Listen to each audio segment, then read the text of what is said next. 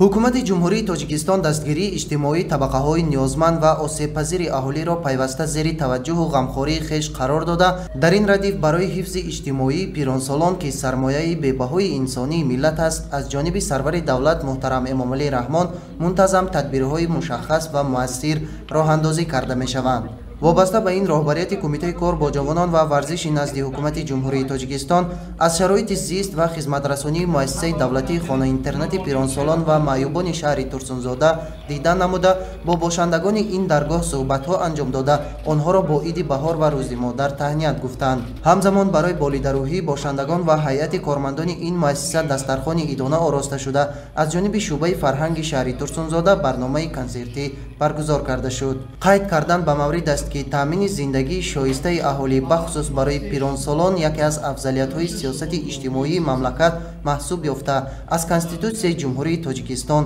сарчашма мегирад. дар идома роҳбарияти кумитаи кор бо ҷавонон ва варзиши назди ҳукумати ҷумҳурии Тоҷикистон ва мақомоти иҷроияи ҳокимияти давлатии шаҳри Турсунзода бо ҷавонони фаъол мулоқот намуда ба гирандагони стипендияи президентӣ ки дар соли 2024 зиёда аз 100 нафарро ташкил медиҳанд, шаҳодатнома ва маблағҳои стипендияро тақдим намуданд. дар баробари ин ҷавонони шаҳр дар мусобиқаҳои гуногуни ҷумҳуриявӣ ва байналмилалӣ иштирок намуда, сазовори ҷойҳои намоён гардиданд ва ин раванд боз ҳам тақвият бахшида мешавад. сипас меҳмонон аз шароити машқу тамрини варзишгарон ва сохтмону таъмири майдончаҳои варзишӣ дар маҳаллаҳои шаҳр, инчунин аз имконоти рушди футбол ва варзишгоҳи Талко Арена дида намуданд. маврид ба ёдоварист ки соҳаи варзиш дар мамлакат сол аз сол рушд намуда, ҷиҳати бо шароити хуби машқу тамрин фаро гирифтани варзишгарон дар шаҳри Турсунзода низ имкониятҳои мусоид фароҳам оварда мешавад.